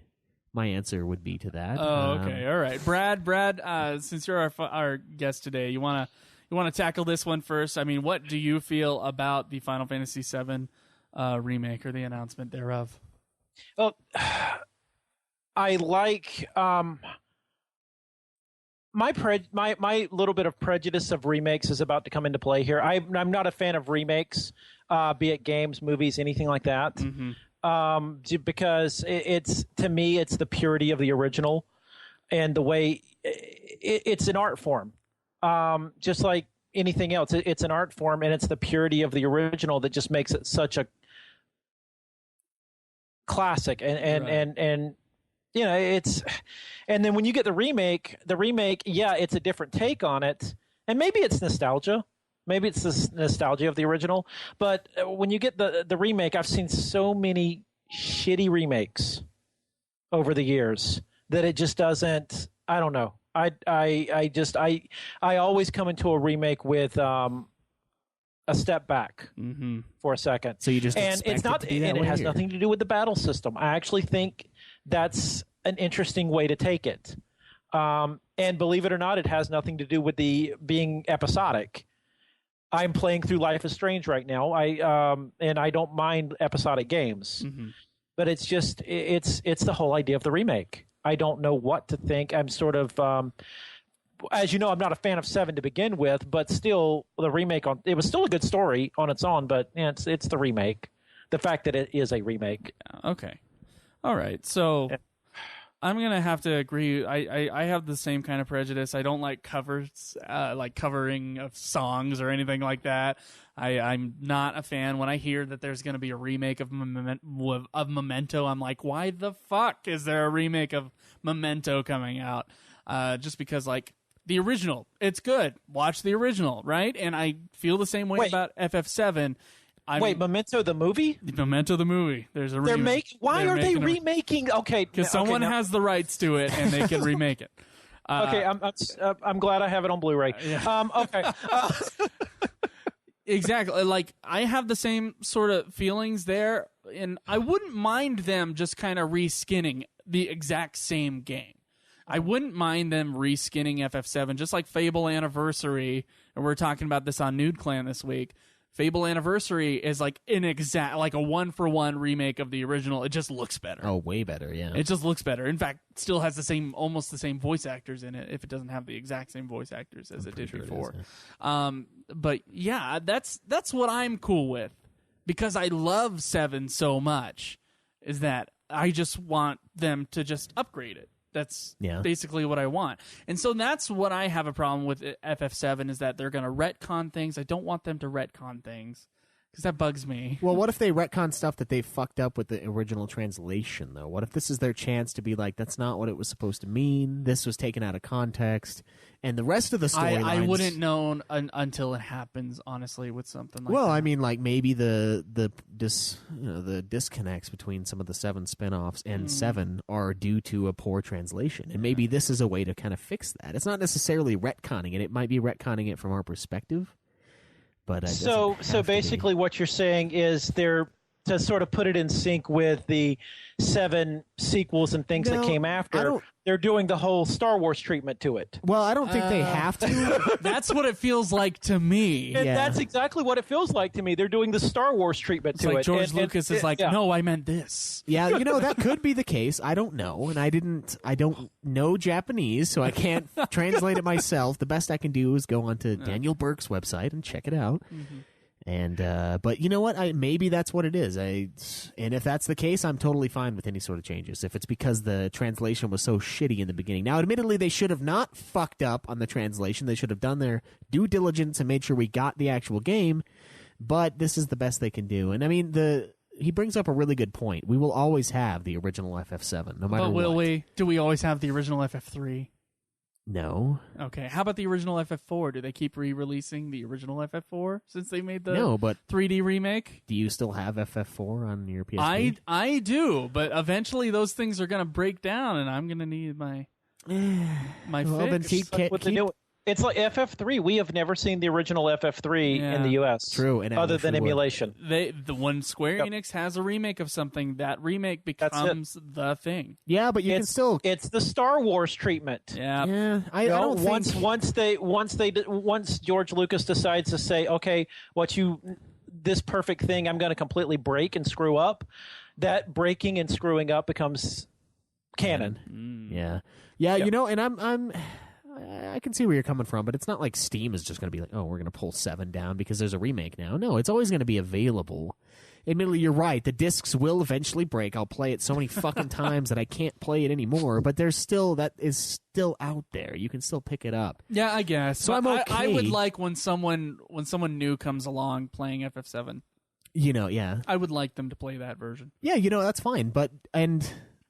I don't know. The biggest problem I have with it is that we've been waiting for 15 for so long, and I realize they have internal problems. There's all sorts of issues with 15's development. There's but been internal development for fuck's problems sake, since let's FF12. let's get 15 out and not worry about these fucking remakes. Okay. I don't mind the fact that they're changing it up. I think it looks like it's going to probably be fun, and I'm going to play it. I'm probably going to play the hell out of it just to give it a fair review. But I am more upset about the distribution of the funds to the FF7 remake, just because they're like, oh, this is a giant cash cow that's been getting fatter and fatter over all these years, and now we're going to release it, and it's going to be about the fans, it's going to be about all this other shit, and that's not what it's about. It's about the fucking money. And yeah, they're a business; they have to make money. But let's be clear here. That's what this is for. I mean, we could all be talking out of our ass, and it could turn out to be something great. But will it really be greater than the original FF7? I don't think that really matters. I think it's as long as it's good, it'll do well. And I'm looking forward to it. I am. Okay. I've gotten a little soft on it. All but, right. So we'll be playing that not for this podcast because it's a remake. And if we chose to do a remake of one, we have to do the remakes of the other games that we skipped. Yeah, it's like the court system. We set up precedent. We will be playing the FF7 remake for Nude Clan when it comes out. But I will stream it on the Ultima Final Fantasy. Will ya? Oh yeah. Okay, that's a fine. Final Fantasy. That's fine. That's fine. I have no problem with it. But yeah, it's not right. I have only one thing to look forward to, and that is the visuals. I know the visuals are going to be much better. That is the one thing I am excited for. All right. Because they're going to redo the soundtrack, or probably not completely, but they'll remix it. Yeah. Why? Remix the soundtrack. They're going to add voice actors, and some will be okay and some will suck ass. The gameplay, who knows if that's going to be any good or not. That's a big question mark. The only thing I have looking forward to is the look of the game. And so, yeah, I respect that you're excited for it, and you may love Advent Children. We don't really care for it. We don't like Advent Children. Especially because they made Complete, the canon version. They said that Complete is a piece of shit. This is Advent Children. Throw away your other disc is basically what they said. And Advent Children Complete is not as good as the other Advent Children. It isn't. And that's a problem. Yeah. But, you're Brad, totally how do you feel about Advent Children? Yeah, let us know. Well, how do you feel I haven't seen I haven't seen Advent Children Complete, but I've seen the original. Mm-hmm. And to me, that's still not that good of a movie.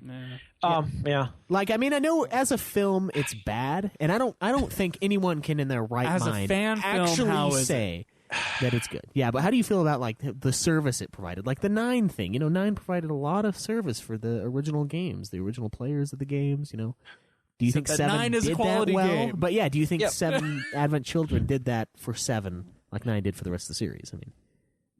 I think Crisis Core did it better than Advent Children did. Oh, I would agree there. Yeah. Soon. Crisis Core is our next game. Yep. Crisis Core is another one I did play. Oh, yeah, that's true. You didn't mention that before.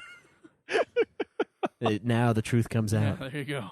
Oh. So, yeah, I just am generally, I know I have a bad outlook, and I'm sure they're going to try to make a really good game, so that when they put it out episodically, people come back for other episodes, which I also think is a cash cow bullshit idea. I don't think the quality is going to be lacking in any regards. Of course, I've never played an episodic game, so I don't really have an opinion upon it being episodic. Not a learned opinion on it. Go ahead. If an episodic game is done right, then it doesn't come across as being a cash cow. I've played a lot of the Telltale games, and I'm playing Life is Strange now. But knowing Square Enix, they're going to milk it till it's dry. They're going to milk it for all they can. Yeah. And I'm really afraid that that the first episode is going to be nothing but Midgar. It will be. Yeah. Jesus. It's all Midgar. There's going to be a lot of side quests, all though. Midgar. So, I mean, stuff. Things. Though I am looking forward to playing hoping they do it right, the escape out of Midgar. Oh, that would actually be really cool. Yeah, we'll see how they redo the bike mechanics. But let's see how they redo it, because will you pick it up on day 1 though? Will you be there, Brad, with me? Probably not actually, not. But probably not. Okay, probably not, because it's a remake. I don't go into remakes. I take a step back, I see, and I approach it very slowly. Okay, so if it does come out and it is critically acclaimed, I mean, perhaps then maybe kind of you're not really willing to go $60-$70 deep into this fucking thing, but if it does come out and it's receiving great praise, I mean, that's when you would try to test the waters, kind of a thing. No, actually, Not even it's then. more like people's reviews that I trust. Oh, okay. If they enjoy it, people that enjoy the same type of things I do. I mean, I'll probably listen to your review for it before I buy it. Okay, all right. That's good to know. That would be one. Yeah, I mean, I'll listen to Chest people's opinions that I puffed. trust, as opposed to just general critics. Yeah, it's tough because, I mean, we've mentioned this many times. You look at the COD games, and it's always like 10 out of 10, 10 out of 10. And Exactly. Like, it's going to be all bullshit. fan service. When it first comes out, it's going to be 10 out of 10. It's going to be completely fan service. Yeah. For the And most part. all the reviews are going to be up there. It's Final Fantasy VII. Right. It's held on a pedestal. Yeah, if you shit And- on it, you yeah, will be yeah. destroyed. Quartered. So, We know. Yeah, believe us. We know. so of course, all the reviews are going to be 10 out of 10, 10 out of 10. This is the greatest game ever made type of thing. Sploosh. I would rather take a step back, let it sink in with people, get legitimate reviews out of it, and then go from there. All right, that's a very intelligent way to approach it. I mean, especially with your, cynicism towards remakes. So Someday, I think next time we have a guest on, we'll have to ask him the same thing because, yeah, that's a. there has to be someone who disagrees with us on this show. Because we know there are. We just barely had one. No, yeah, we got people on text, but I wanna like get a good debate going. Yeah. with someone. There you go. That's where Yeah. it's fun. So Oh, Brad, gee, I'm sorry I'm not fun. No, it's been a blast. You just don't disagree as much with this Final Fantasy VII remake. Yeah, Joe loves question. to argue, so even if it is the I do love to second argue. most fun thing ever, the second best conversation, if it's not an argument, it can't take the cake. So, Brad, I think that's all we got for you today. Is there anything you ever wanted to ask us or have us discuss on the show that we haven't?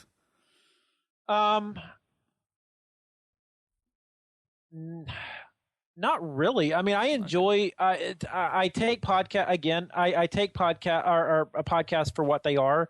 It's pure entertainment. I take it for whatever it's given. I mean, I don't. If I have a vocal opinion about something or want to voice my opinion, I typically do it whenever if I stream on Twitch or something or YouTube or something like that. Okay. But yeah, as far as no, it's not. Okay. And I'm not gonna nitpick either. Okay. That's okay if you do. Well, we want to thank you for coming on, Brad. All right. I really appreciate it. And appreciate All right, all that you do, by the way. Yeah, thank you for your support. Yeah, it's been great. I completely enjoyed it. All right, let's get into some iTunes reviews. Woohoo.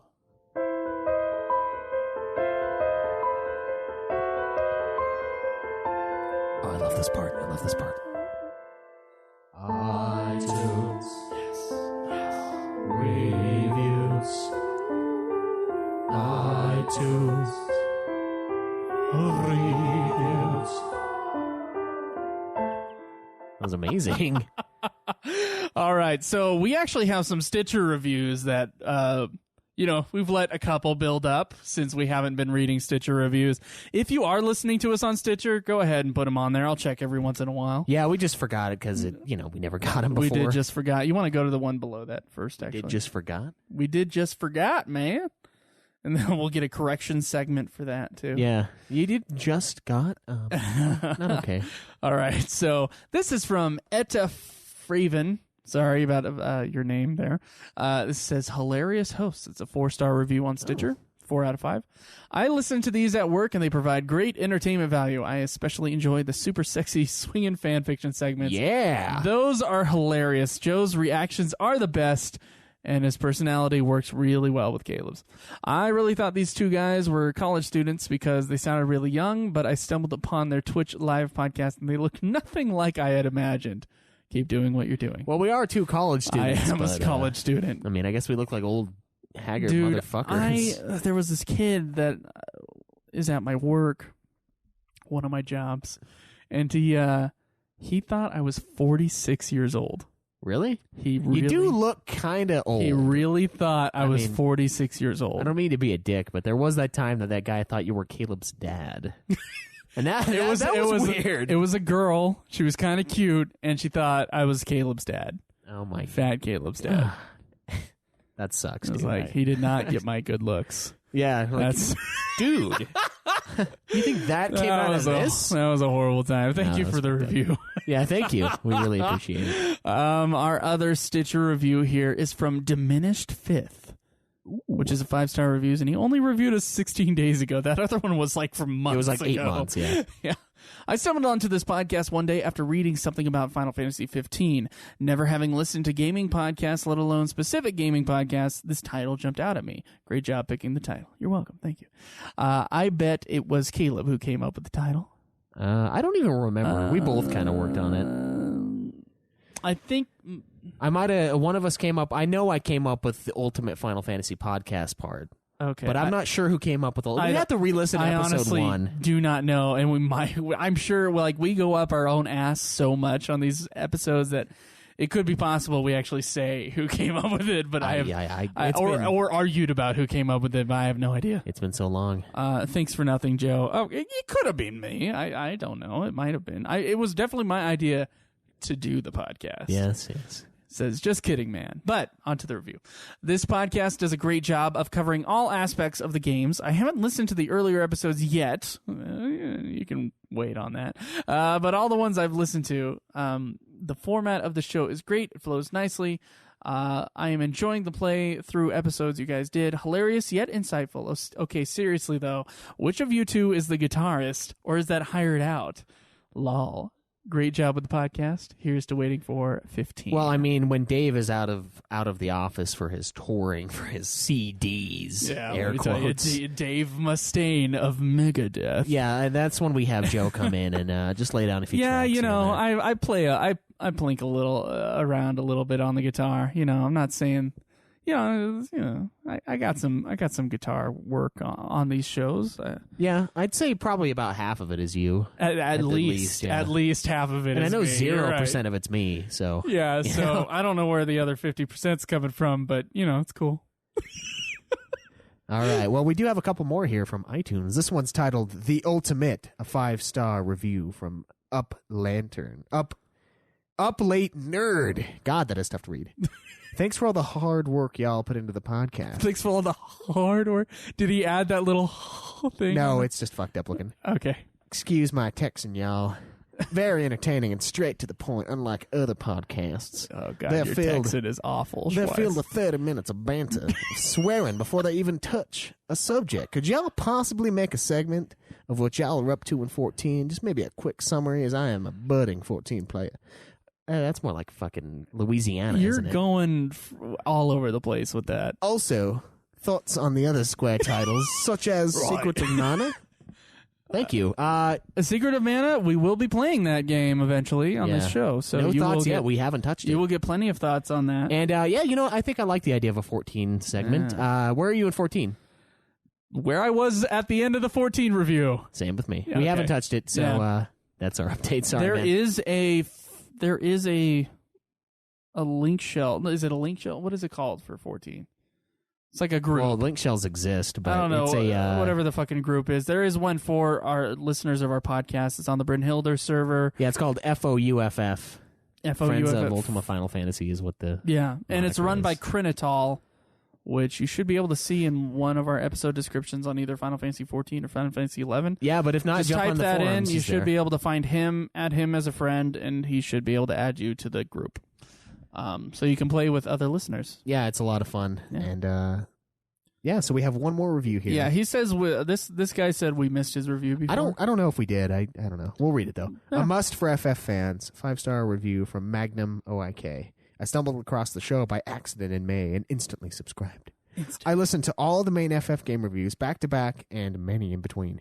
Since I ran out of the main reviews, I have listened to everything else and find the show both informative and entertaining in equal measures. I love all the background research done, and the guys do a fantastic job keeping everything interesting. Looking forward to more going forward. Loving the jingles, and I didn't want to hear the no iTunes review jingle again. Magnum OIK on the forums. Oh, okay. That does seem familiar, but maybe not. Yeah, maybe not. Well, awesome. Now we have read it. It is official. We thank you guys for all the reviews. It's a wonderful. Yeah, wonderful we really week for appreciate reviews. it, and we don't want to make anyone feel like we're bashing on the reviews. If you guys have criticisms, please voice them. I mean, we want to better ourselves as both knowledge bases for the series and as podcasters. So feel free to ding us for whatever you want. Just a ding a ding ding dong dis. That's right. That's right. We got a correction. Oh, Jesus. Shure SM58 microphones, $200. Adobe Audition software for mixing episodes, $30 a month. Libsyn hosting fees, $20 a month. A weekly FF podcast with great listeners, priceless. There are some things money can buy. For every other nitpicking motherfucker on the planet, there's the correction segment. That's my favorite part is that fucking trumpet. We had a correction. I'm not sure who it was from. You can look it up in a second. But apparently people have our problems with our pronunciation of Oron. Oh, yeah, that is very true. Orin. Orin, as it is traditionally called. So I think he was saying that it gets frustrating as he's playing the games that we call him Orin instead of Oron, or we call him Oron instead of Orin. And all I can say to that is that, yeah, we know it's Orin. That's it. It is spelled A-U-R, so it would make sense to be Oron. I don't know. Like the R should be there instead of an Orin. Yeah, well, I mean, I've got the... If it was Orin, it'd be O-R-I-N. True. I don't know. It's weird. But all right, I've got the actual correction up here. So this one's from the Scott Spot. Ooh. Yeah. Hi, guys. I really enjoy listening to this podcast. It's great. One thing that I can't get over, no matter how many times I tell myself it's trivial, is how you guys pronounce Orin's name. It's pronounced Or-un, but you guys always say Or-on. I have no idea why you would do this, as they must say Orin's name aloud in the game a dozen times. I can understand mispronouncing names that we've never heard or have a controversy around them. Titus versus Titus, Aerith versus Eris, but there's no excuse for Orin's name. That's fair if you're going off the... Sorry to be such a nitpicker, but it makes me grind my teeth every single time, and I don't hear anything you guys say for about 20 seconds after. Is that really? I feel like such a nerd, even posting this. Lol. Why the fuck do you keep reading it like that, Schweiss? You're pissing me off. I gave it a 20-second pause, but you were too stupid to catch that. That was definitely not a 20-second pause. Yeah, because you kept running your face. If we gave a real 20-second pause, people would be like, okay, I'm turning off the podcast. Obviously, they had a technical difficulty. Whatever. Look, yeah, you're right about it. I can just blame my Utah accent and the fact that I've read his name more than I think I've heard it. And so, Oron just seems right to me. Despite it obviously being not correct. Oron in the English dub. It's Orin. Orin? Yeah, Orin. Like Orrin Hatch? Yeah, like Orrin Hatch. You know, the reason why I pronounce it that way, it might be because of Orrin Hatch, and that's how it might spelled. be because of me. But I don't know. That just seems to me like how I can separate him from any other name that is an actual one. Yeah, so we know by making it sound like an actual. I don't know what we know we're fucked up on it, and I'll definitely try to pronounce it right, but I can't make any promises. Especially because of how revered he is in our eyes. We do fuck his name up a lot. Orin. Oh, it feels weird. It just doesn't feel right, man. It just doesn't feel right. It could be Utah accent. I can blame it on that. How about that?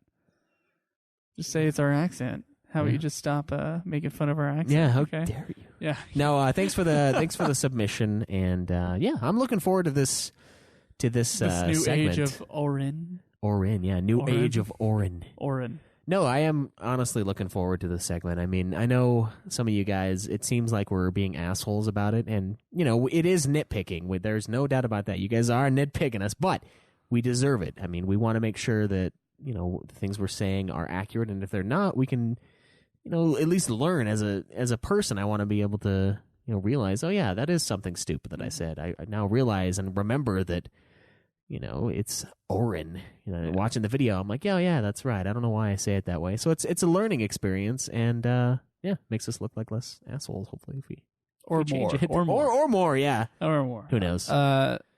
Let's get some questions from us to you. Oh.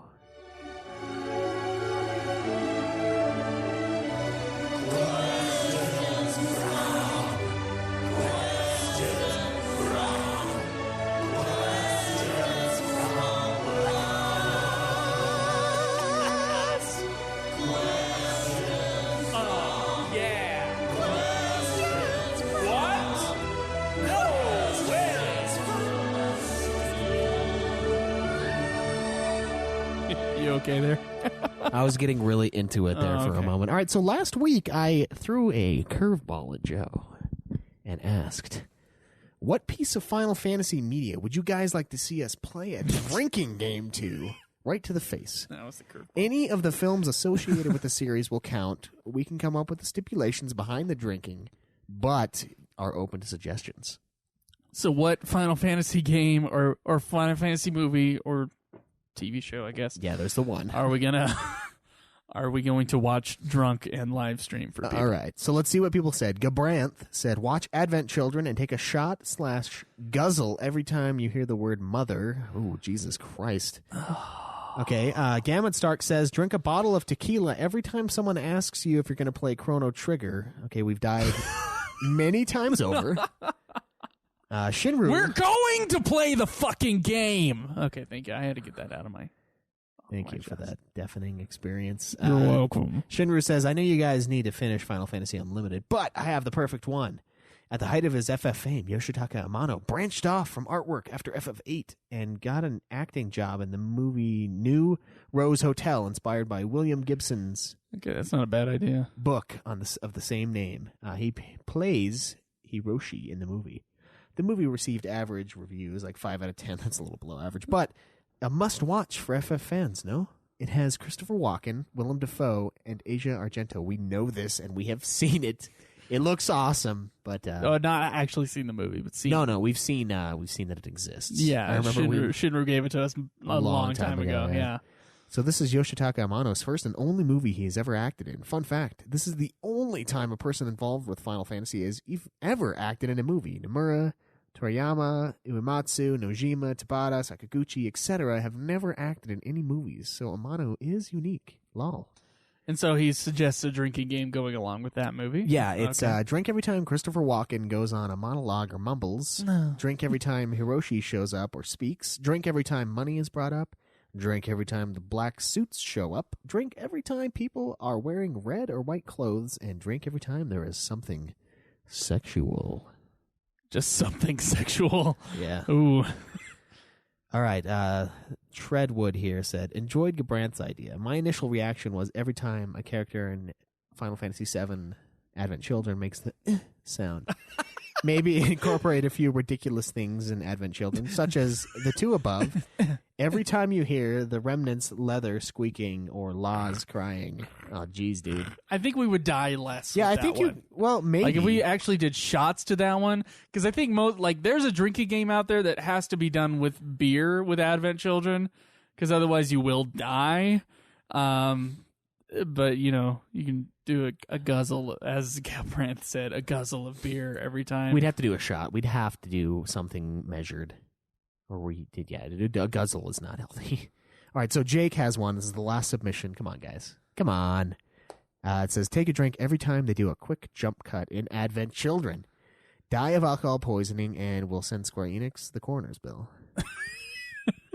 Well, it's not their fault that we're drinking. It's not like it's the movie. You can't do that because the movie doesn't start out saying you must drink while you watch. Even this if movie. it did, like, I don't have to listen to the movie. I think doing there's a Advent Children drinking game out there that has like 12 things you got to watch out for in Advent Children. I think if we played a drinking game with that with beer, we would live. Okay, well, we'll take a look at it, and maybe the we'll shots are too much. Maybe we'll create like a hybrid version of it, but or take shots like every 2 times or something like that. Yeah, maybe. There's one out there though. Well, clearly Advent Children is the hands down winner of Okay. this, so this is what we're gonna do. We're gonna figure out a date sometime soon. We'll get that information to you probably next week. yes. Let's see what's What's going on next Saturday, Schweiss?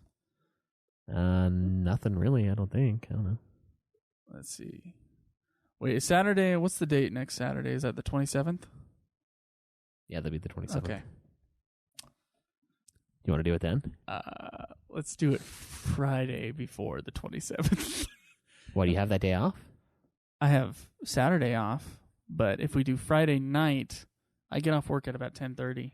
Oh, okay, we could do that. So we could do it late. All right, so Friday night at like 11:30 Mountain Standard Time. Okay. We will watch Advent Children and get plastered. We will live stream, so you guys better be there late Friday night. Yeah, please join us on the Twitch stream. Please, God. It'll be a lot of fun. We'll try to get some of our other friends to join us. How about that? Yeah, we'll see how that goes. And we'll do an audio version of it, and let's get that. Okay, we'll live stream it for everybody on Twitch, and then we'll have a audio version of it available for Patreon donors, and then the video version of it outside of Twitch, so you'll be able to watch it on Twitch for 2 weeks. After that, I think we'll have it available for YouTube Red on our YouTube channel. Oh, okay. You want to do that? Yeah, we so can it's do like that. a special event sort of thing? Yeah, keep it sacred. Keep Yeah, it there safe. you go. Unless you come watch us live, of course. Yeah, and you've got plenty of time for that. So. Yeah, there you go. Yeah, exactly. Friday nights. Let's do it Friday night. All right, sweet. Do you have any? Do you have a new question from us to you this week? My question from us to you, with having Brad on and everything, I was wondering, and I know we know this from other forum members, but we have most of our listeners don't go on the forum, believe it or not. Yeah, most of very our true. listeners are just listeners, and maybe they want to hear some more stories about first Final Fantasy games. So for you guys on the forum, or for you who want to pop onto the forum, I want to know what your first Final Fantasy was and how it got you into the rest of the series. Just a short little response on that. I'm interested in hearing that. Yeah, that'd be cool. It's always fun to read differing stories on what got him in and what got him hooked. So what was your first Final Fantasy game and why? And why? Yeah. And what? And who? All those questions. And so how? what twice? And how? Why and who and how? All right. Who, what, where, when, why, how. There you go. About the first Final Fantasy game you ever played. Fair enough. Just a real quick recap here. Thank you, Brad, for coming on. It was a lot of fun. Oh, yeah, it was great. It really was great. Sometimes you just never know when you're ringing that Skype bell, who you're going to get. And Brad was great. Big thank you for all those who gave us iTunes reviews, and of course encourage iTunes reviews in the future. We got some plugs though. Facebook.com/Ultimate Final Fantasy, Twitch.tv/Ultimate Final Fantasy. Follow me where you can see us drink Friday night to Advent Children. Follow my adventures through Final Fantasy IV, the after years. Yes. It's been fun. You can also guys go to Twitch.tv/Nude Clan Gaming. Yes, as well, because we'll be streaming on there as well. It won't be Final Fantasy games, but that'll be great. Also, check out the podcast Nude Clan. It's brand new. It's on iTunes right now. Go check it out. Yeah, it's a lot of fun. Mm-hmm. You can tweet me at Joseph DeGollier. That's DEGOLYER. You tweet me at UFF Podcast. Mm-hmm. And you can call our hotline at 385-204-3921. That's 385-204-3921. Leave us an intro. Give us a question. Mm-hmm. It's a lot of fun. I think it's great hearing what you guys sound like. Sometimes it's really surprising to me. Yeah. Like, that's what Gammon sounds like? There you go. It's weird. Yeah, and speaking of Gammon, a couple of our listeners have a brand new podcast out there called Playing the Home Game. It's basically Getting Fat, but with them. So enjoy that. Any Getting Fat fans out there, go check out Playing the Home Game. It is actually pretty cool. Sometimes they go off, they have kind of their main show that's Playing the Home Game, and it's about their goals and how they did, and they're two teachers, so they talk about teaching a lot. And then they have their after show, in which sometimes they talk about D&D and stuff like that. Oh, wow. Or Warhammer, I think is the game, right? Yeah, Warhammer is biggie. And so, I'm a listener, so check them out. I think that's it, Schweiss. Oh, no, remember to go onto our site and save our Amazon link. That's another great way. Oh, yeah, we forgot. That's a great way to support the show. I mean, basically what you do is you bookmark the link, and we just get like a small percentage of whatever you buy on Amazon, and it adds up, and it's really awesome. You guys have been hooking us up so far, and it helps pay for the show, and it's just great. We really appreciate it. So, just click on the Amazon link, and then bookmark that as your new bookmark. The for ultimate Amazon. bookmark. There you go. The ultimate bookmark. What else? You can support us on Patreon. $1 a month gives you the episodes early, and sometimes you may pop on our show, and we owe A couple shows episodes. to a couple people. Yeah, please. Let us know what your availability is if you haven't already told us. So yeah, now we're gonna be we're done. We're done. You think so? Yeah. All right. Well. There's the ending music. There it is. Oh shit! There's something I'm supposed to say. Oh, enjoy the grind. There you go. It's fucking. This has been another production of Ultima Final Fantasy, the Ultimate Final Fantasy Podcast. Yeah. The show was produced by Joseph DeGollier and Kaleb Schweiss, with music and editing by Joseph DeGollier, parodies and clips from their respective authors, of course. You can get all of our episodes as well as our Let's Plays at ultimafinalfantasy.com. You can also contact us on Twitter at UFF Podcast, as well as our contact page on our website.